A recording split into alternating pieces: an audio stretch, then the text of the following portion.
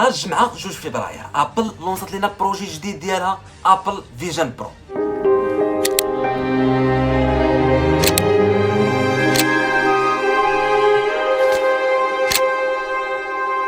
هذا البرودوي عباره عن نظارات الواقع الافتراضي. يمكن تقول مع راسك ولكن هذا البرودوي هذا ديجا خرجته سامسونج وميتا، ولكن اللي كنعرفوا على ابل هي شركه اللي ديما كتقلب على انها تكون مختلفه على الشركات الاخرين. ما كتخرج شي حاجه حتى كتاكد انها غادي تكون سبيسيال ومتميزه على الشركات الاخرين.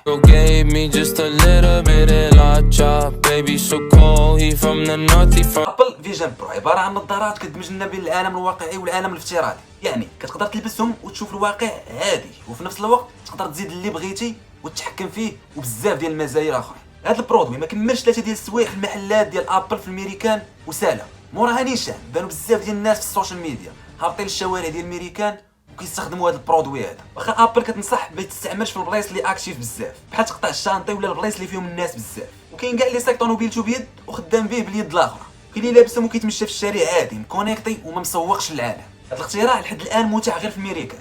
هاد التقنيه غتخلي الشحال من حاجه بلا قيمه بحال التليفون التلفازه وبلاي ستيشن، حيت هاد التجربه كتخليك وسط الحدث وعايش التجربه بالتفاصيل ديالها واخر ما كاين في الجوده ديال الصوت والصوره. فمن هنا لقدام ممكن تحضر الاحداث عالميه وانت مريح في داركم، بحال الفينال ديال كاس العالم مثلا تقدر تحضر ليه، تعيش التجربه ديال التيران بالوقائع ديالو بالمدرجات بالصوت ديال الجمهور كلشي. بزاف ديال اليوتيوبرز الميريكانيين وحتى العرب اللي ساكنين في الميريكان خداو هذا البرودوي هذا وداروا عليه رياكشن في القنوات ديالهم. بقى اتفرج على الوحش اللي جاي ده يا جماعه، ديناصور معانا في الاوضه عادي جدا، هو عارف مكانك ويتتبع فعليا انت قاعد فين في الاوضه، ودلوقتي بيطلع بره الفريم بره الشباك. اللحظه دي رهيبه كل مره. واو يا جماعه شكله حقيقي، شكله بص والله بيخض. I'll show you a couple more things. Got the messages again. Got music set up here. Big screen TV set up on my wall. Gordon Ramsay showing me how to cook above the stove. Hey, how's it going? Oh, hey, catch. Thank you.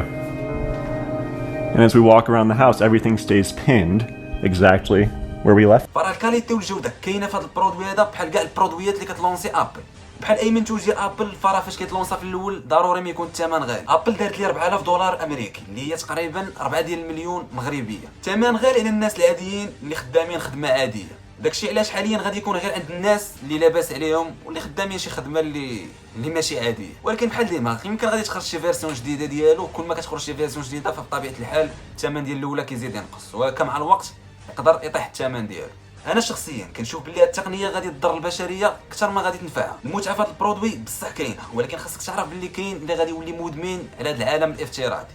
ومني كنقول كاين راه كنعني بها بزاف ديال الناس اللي غادي يوليو مدمنين ويمكن ما يبقاوش يبغيو يخرجوا من العالم الافتراضي. حنا في النيفو اللي فيه دابا وفي الجيمنج اللي عادي، وكاين اللي مدمن على الالعاب وما كيقدرش يخرج من الدار وما يقدرش يفرط في الالعاب اللي كيلعب. فهاد النيفو اللي كنهضروا عليه دابا فيت النيفو ديال الناس اللي مبليين بالجيمنج واللي غادي يبقاو محبوسين في الدار مع البلاي ستيشن ديالهم. فهنا الناس غادي يبقاو محبوسين وسط الواقع الافتراضي واخا يخرجوا من الدار، يعني غتولي حياته كامله في الواقع الافتراضي.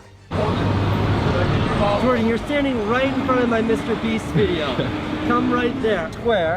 I've got my virtual keyboard here. I've got Apple TV there. I got YouTube Safari's open here.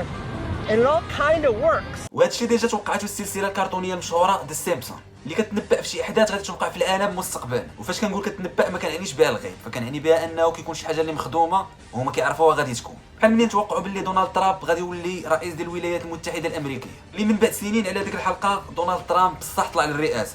المهم في 2016 لاحوا واحد الحلقه اللي فيها الاب والام كيجربوا النظارات ديال الواقع الافتراضي. موراها بشي شهور قلال تلونس اول بروجي من شركه مايكروسوفت للاكس بوكس. ورا هاد السيمبسون قدروا يجيبوا توقع اخر صحيح واللي هو البرودوي اللي لونسات ابل، اللي قدروا يتوقعوا قبل ما يتلاح وتوقعوا باللي غادي يخلي الناس في الزنقه بحال الحماق وكلشي مدعبر. هذا الشيء بدا كيبان من الايام الاولى اللي تلونسا فيها البرودوي، فالناس ولات كتسوق الطوموبيلات وما مسوقاش العواقب اللي ممكن توقع وانت كتستخدم الواقع الافتراضي في نفس الوقت اللي انت سايق فيه.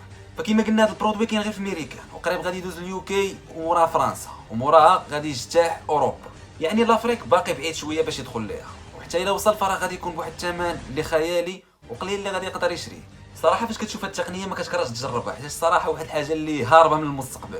ابل جابت لينا واحد البرودوي اللي هربان ديال بصح وجامع كلشي. غادي تجي واحد الوقيته وغادي تولي تشوف بزاف ديال الناس في الزنقه دايرين هاد الكاسك هذا وغادي تجيك عادي بحال كيما بان الايفون في الاول التاكتيل ديالو كان شي حاجه اللي غريبه وبنادم صعيب باش يتوقعها في الاول، ولكن دابا عادي ولا كلشي عنده تليفون تاكتيل. فراه حتى ابل فيجن برو مع الوقت غادي تولي عاديه وغادي يوليو يتعاملوا بها بزاف ديال الناس. فشنو بان لك في هذا البرودوي؟ واش ما كرهتيش تجربه؟ وشنو بان لك في الثمن اللي دارت ليه ابل مقارنه بالمزايا اللي حطات فيه؟ ضروري تخلي لي الراي ديالك في كومونتيرات كنقراهم كاملين. ما تنساش لايك وسبسكرايب. كان معكم مفاصل، نتلاقاو في الفيديو الجاي. تهلاو.